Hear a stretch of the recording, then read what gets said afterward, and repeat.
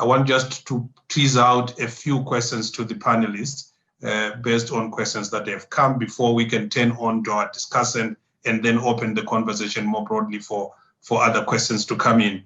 And I wanted really to start with you, Deborah, to give you another chance to really tackle this role of economic interests that are behind detention expansion, worldwide. You touched a little bit about G4S, but what again can you share from your work of the role of private companies that seem to be profiteering from the prison industrial complex? I think it would be useful to get that from you. To Jose, and I think it's a question that is targeting both Jose and Kenya, about if you could speak a little bit more about the people who use drugs and the criminalization that you spoke about, and how this criminalization has found expression in the project of states to continue to repress. Many people are wanting to hear from you. How do we assure that a new social justice agenda emerges, tackling questions of the people who use drugs, either as coping or as part of the situation that they find themselves in? There's a lot of questions that are coming to you directly to say, can you speak a little bit more about that? And then there is a question that really goes to Lydia, which is in your conversation about restitution and restitution to victims and opposition to retribution. The question is, do you see a movement that is looking at alternatives to criminal justice that are informed by restitution or other forms that really put people at the center? Can you draw more from the African perspective that you spoke about? And then finally, there is a question that anyone can take, anyone from the panel, which is really about, we didn't hear about juvenile justice as a pandemic. And yet in many of the context of history and origins, young people, were also victims of this sort of criminal justice system. To what extent do you locate that in the experience of the work that you have been doing? So anyone could tackle that. So let me give you a few minutes to respond to those questions, and then we can come to a close so that we can bring in our discussion.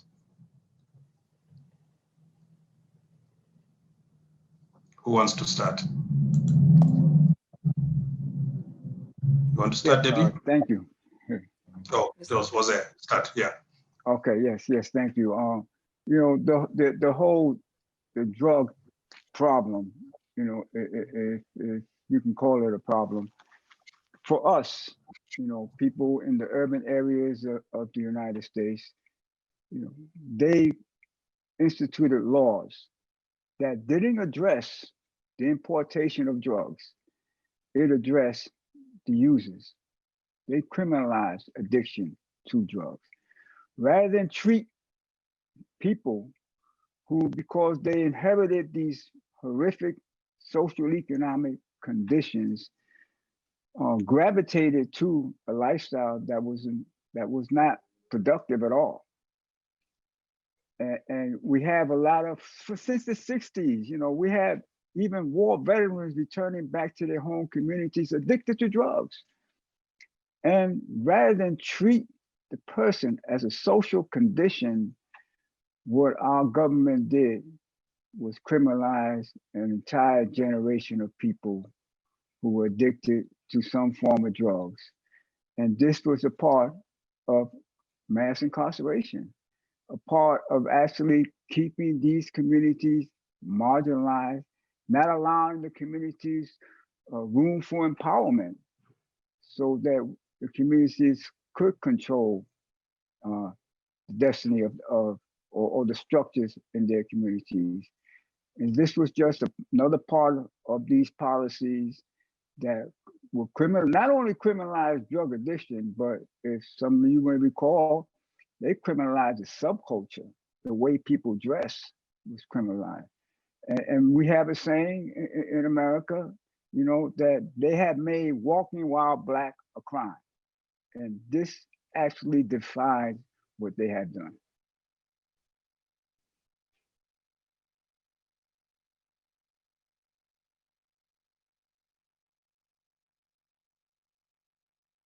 That, sorry, I had not muted myself. Thank you, Jose. Let's move to Deborah, because I want you to finish off on the question of economic interest that I asked you. So please take the mic, Deborah, and then I'll come to Kenya after that. Okay, I'll link it with your question about youth justice as well, and just briefly talk about, I said about the increased use of private providers in all forms of detention. And I'm just reminded, I mentioned Gareth Myatt, who was a 15-year-old boy who was in a euphemistically called secure training center. And secure training centers were run by private companies. I mean, in reality, they're child prisons. And Gareth Myatt died after being restrained by G4S guards at that secure training center, which very much run a culture where restraint was an endemic part of the prison, children being restrained frequently. And the Home Office, who then ran the contract, had monitors in the institution, but failed to pick up on the fact that this is what was happening to children. Another 14-year-old boy died in another secure training center, a child prison run by Serco, and he took his life after violent restraint being used against him. And what we see time and again is just the revolving door of different private companies. And where there is a bit of a scandal or some adverse publicity, you just see it transferring over to another provider, and never are there sanctions. And, you know, another example is in mental health settings. A lot of mental health services are provided by private companies. And again, we've seen a really disturbing number of deaths in these privately run institutions that take great, you know, money from the public purse, and yet are treating people so badly and resulting in deaths. And again, nothing happens. There are no sanctions.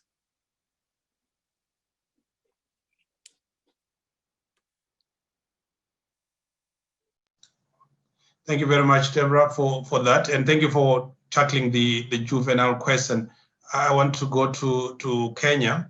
There was a double question to you and Jose, which was around criminalization of drugs. The question really for you, Kenya, to take it from where Jose left it is, you know, could you elaborate on the linkages between drug policies and mandatory detention, and how historically you see this has been addressed? And there are a number of questions that are about the future that will be addressed in the third session, so I'm not going to raise those ones. But Kenya, you have got the floor.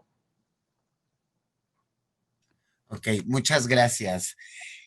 Pues sí, las drogas, pues en realidad es la consecuencia a la discriminación, a la violencia, a la exclusión y todos estos factores que involucran a las personas trans, ¿no? Entonces, prácticamente las drogas llegan a ser la consecuencia porque es una de las demandas por parte de estas situaciones de vulnerabilidad. Cuando ya consumes drogas, pues entra un proceso de soledad, de abandono, de baja autoestima, de discriminación, el cual pues te colocan en estas alternativas, ¿no? En esta criminalización en la cual te llevan a prisión. ya estando en prisión, no tenemos ninguna garantía, ya que es un tema de salud. No es un tema de privarlos de la libertad, sino es un tema de salud que tenemos que atender, ya que fue una estrategia política cuando llegaron las drogas, ¿no? En nuestro país.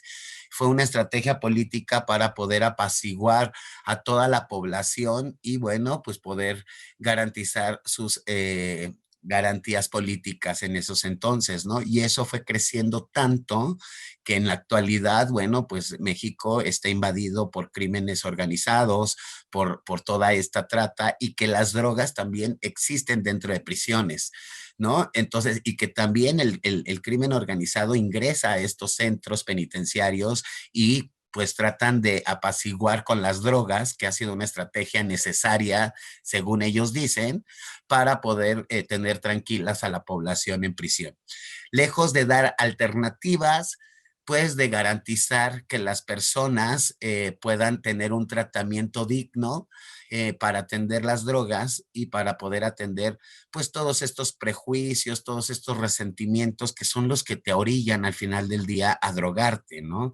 Los abandonos, la discriminación, la vida hostil que lleva a una persona en vulnerabilidad, pues es una salida muy fácil, ¿no? Entonces, repito, las drogas para mi forma de pensar y mi perspectiva son la consecuencia a todos estos factores: pobreza, discriminación, abandono, resentimientos, ¿no? Que la misma persona va adquiriendo a través de sus procesos de vida.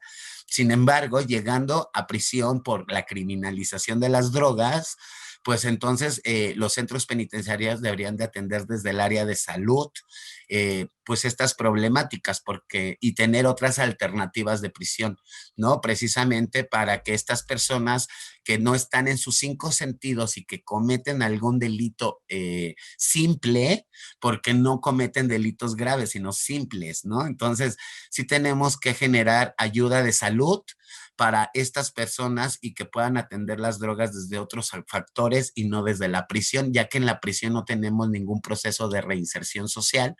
Entonces, pues lo único que hace la sociedad es colocar a estas personas en un espacio cerrados, privados de su libertad, donde ellos tienen que atender desde el alimento, desde la vestimenta, desde todas las áreas, las tiene que cubrir la persona y no el centro penitenciario.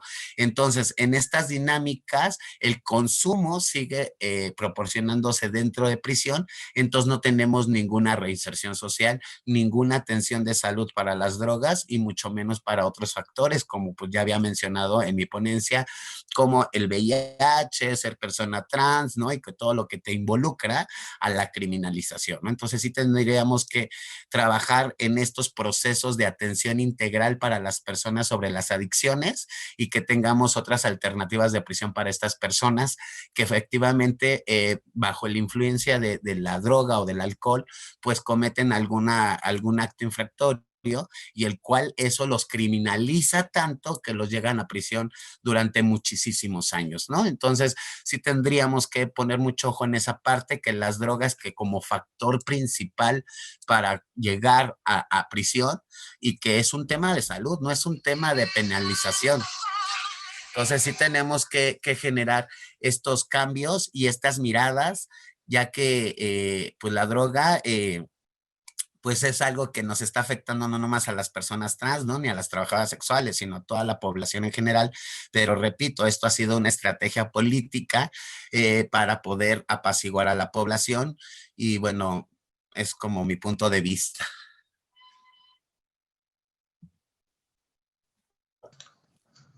Gracias, Kenya. Thank you very much. I think we are left now with Lydia. It could be good to get your perspective on the social justice question, but I just wanted to throw another one, at you, Lydia, since you are going to close. The question is just, we are looking at UN at 75. When we look back at the history of mandatory detention, what do you see as the role and impact of the UN in this? In what ways have their actions been supportive, or not, to you as a continental local activist and as a leader who is engaged on these issues? So it'd be good to get that from you as we close the panel so that we can go to the discussant. Thank you, Lydia. Thank you, Deprose. Just to go back to the social justice question, I think that there is no particular social justice advocacy that is one size fits all, because of course to tackle a challenge like trying to rectify an injustice or abolish a harmful law or policy or change discriminatory attitudes, of course takes different various ways and tactics depending on different legal and socio-political environments. So the tactics and tools definitely would range from the organizational, political and geopolitical environments of a certain culture for us to be able to objectively come up with an advocacy strategy. I would like to thank Clement Okage from Nairobi. He has given us an example of how they have developed bail and bond policy guidelines to streamline bail, to be able to reduce the rate of incarceration for people who are unable to pay cash bail. So they assess bail depending on the different people who have been in pretrial detention. And I believe that that is a way in a step forward and a way in moving away from incarcerating people who are marginalized in our community. They might have different community ties to which they might be able to adhere to the bail conditions given to them, even if they don't have to pay cash. To the last question you have mentioned, the UN, I believe the greatest asset it has is a very good platform for everybody. It is a big platform that is used internationally. And I think if advocacy collectively can come from that great platform, or whoever can use it to influence advocacy regarding mandatory detention, then I believe years later, we will not be having conversations around this. Thank you very much.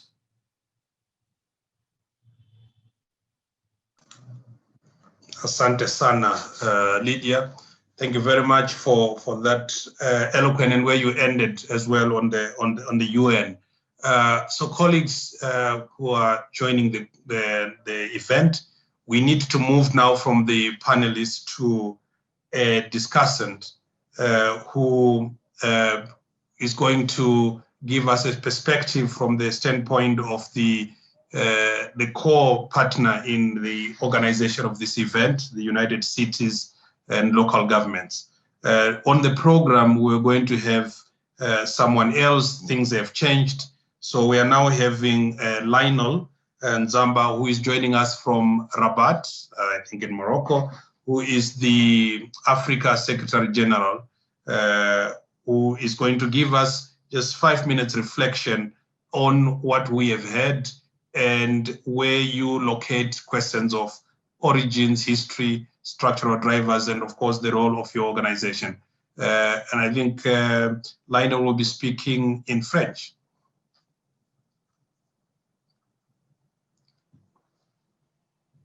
Welcome, Lionel.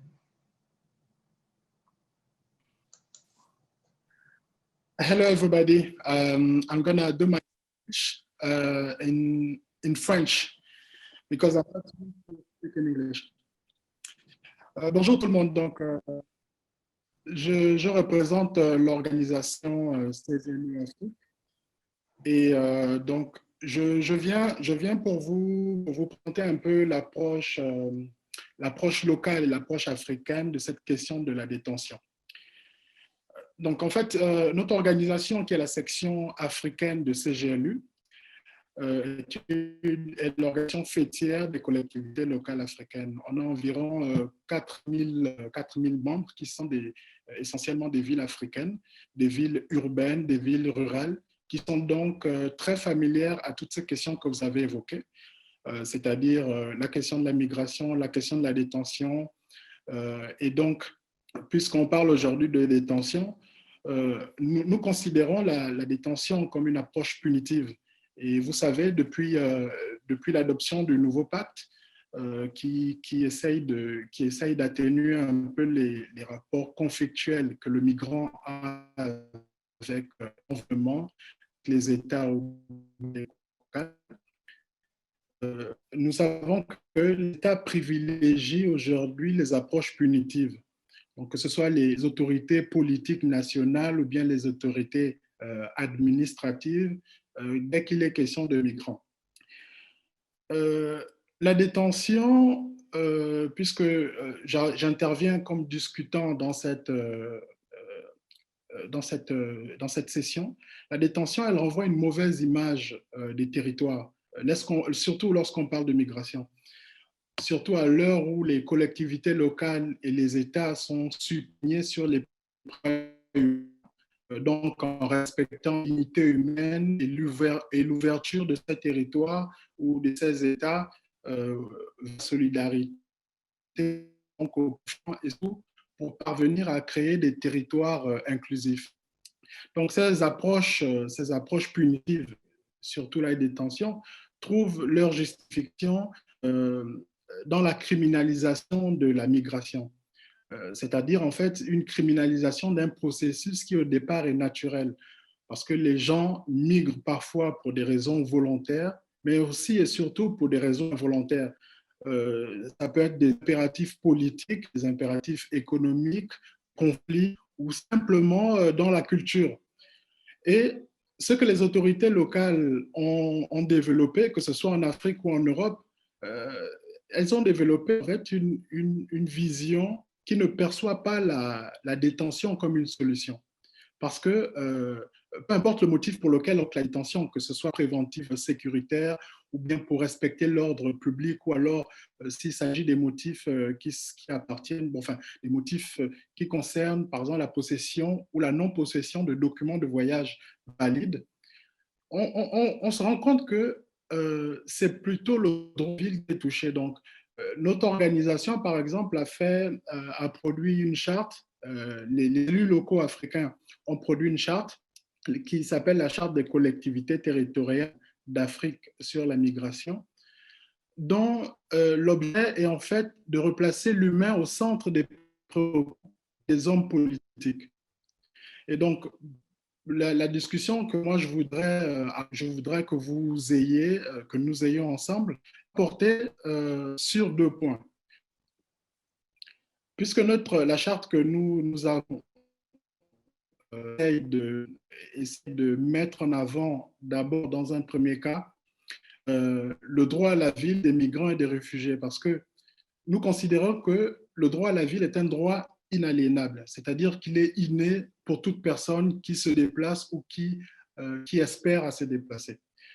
Et on voit aujourd'hui que ce droit à la ville est entravé par des conditions qui sont devenues de plus en plus difficiles. Par exemple, pour une personne qui doit faire un déplacement, la première entrave, c'est le droit de libre circulation. Il nous faut des visas. Et aujourd'hui, par exemple, avec la question du Covid, on a des autorisations de déplacement qu'il faudrait présenter. À côté de la question du visa, il y a la question de la carte de séjour, par exemple.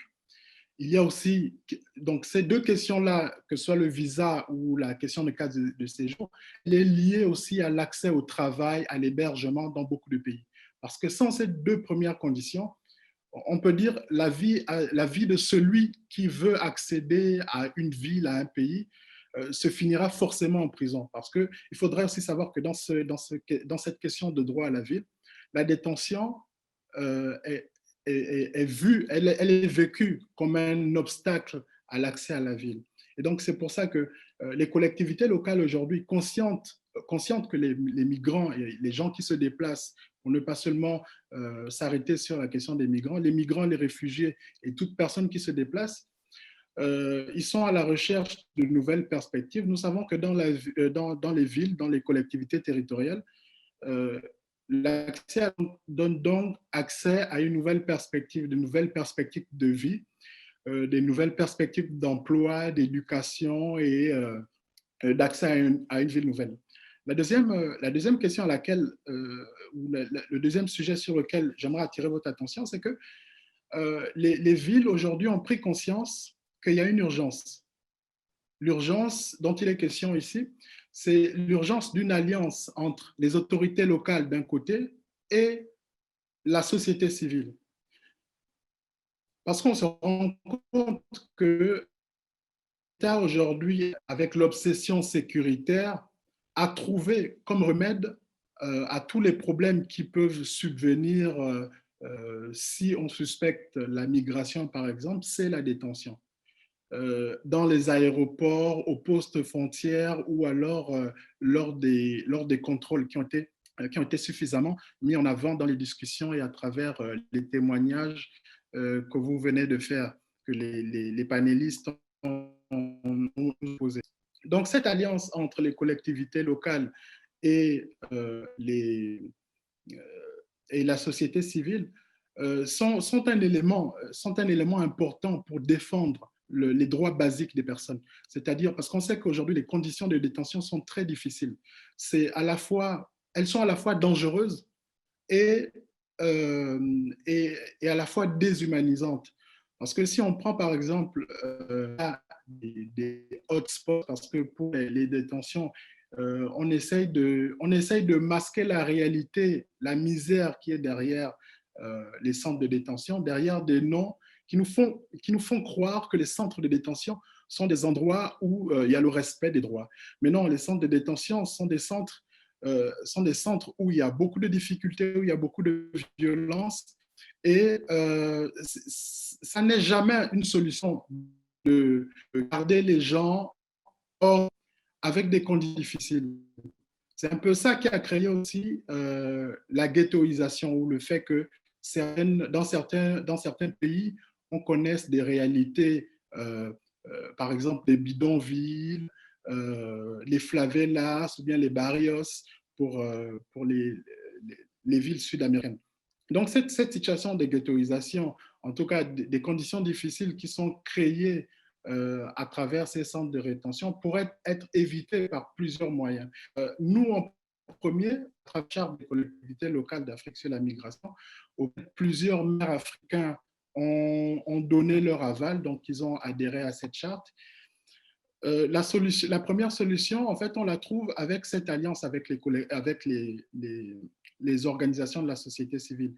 Parce que lorsqu'il faut élaborer un plaidoyer contre la détention, nous savons qu'il faudrait, en plus d'un langage politique, parce que la question de la rétention est d'abord une décision politique, mais aussi c'est une décision administrative. Et donc, pour pouvoir contrer ces moyens, on a besoin d'un argumentaire solide qui tient à la fois compte des réalités auxquelles ont accès la société civile, parce qu'elles sont beaucoup plus proches de ces personnes-là qui vivent la détention et qu'on met en détention pour plusieurs motifs. Donc, eux, ils ont accès à ces réalités, mais surtout parce que les hommes politiques, en tout cas les politiques, ont perdu cette confiance qu'ils ont envers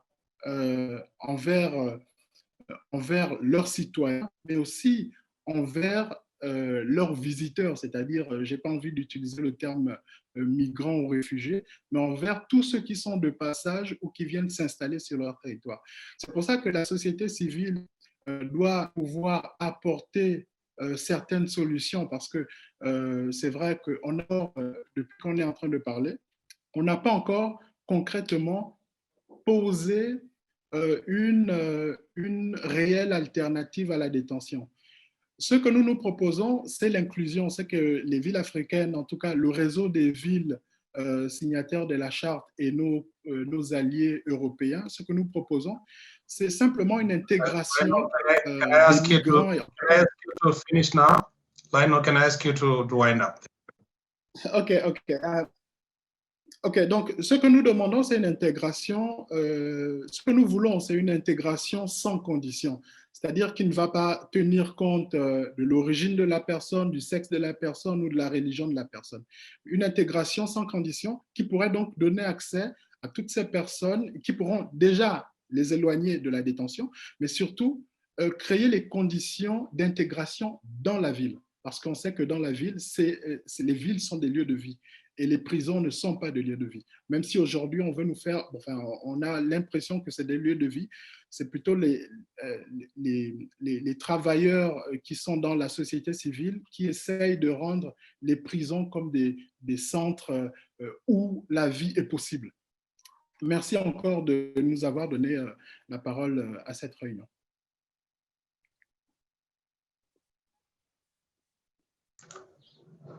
Thank you very much, Lionel. Thank you so much, especially your primary focus on refugees and migrants and the access that they deserve, your conversation about looking at migration differently, and you underscored the point that many others here have underscored, which is these mandatory detention regimes don't work to address whatever they are set up to address.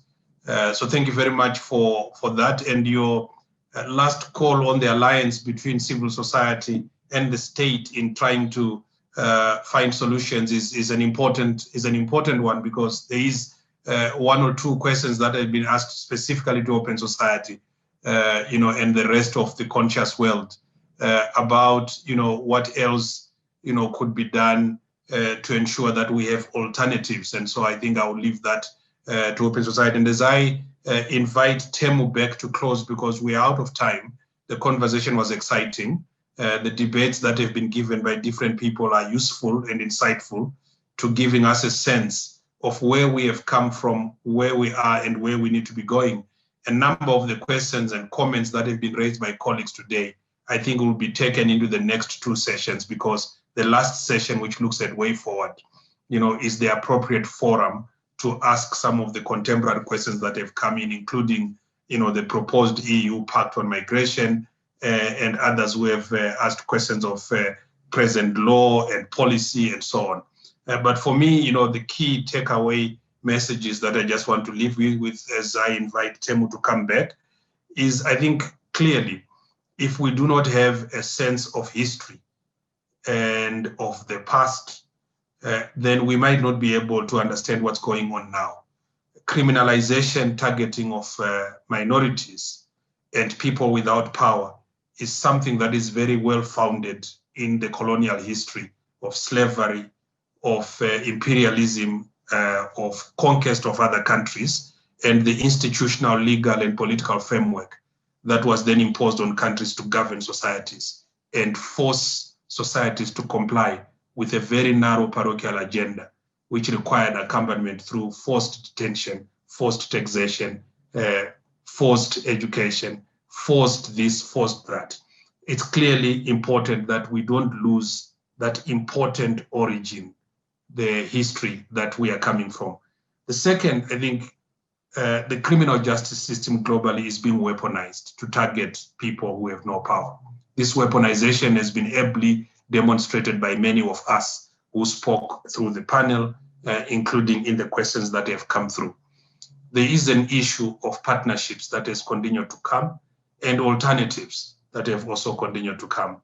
And it is important that, for me, as we look to the next two sessions, the contributions colleagues have made here could be vital for those two sessions, but importantly for our work going forward as we look to 2054 and the agenda that is before the UN, before the Open Society, before the United Cities and local governments, and everybody else who is working to improve our criminal justice system across the world.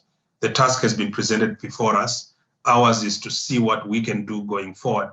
And with that, I want to invite Temu to come back, and so that he can help us close this meeting. Thank you.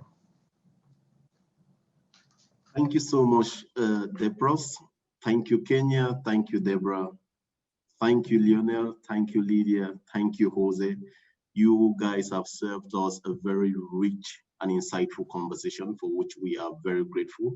Thank you to Ariana for giving the opening remarks for this discussion. Also want to thank all of those who logged in and participated in the conversation, as well as those who are doing the background technical stuff. We were happy to have you in this conversation today. We hope you gained as much as I did throughout the conversation. It was a very rich and insightful one.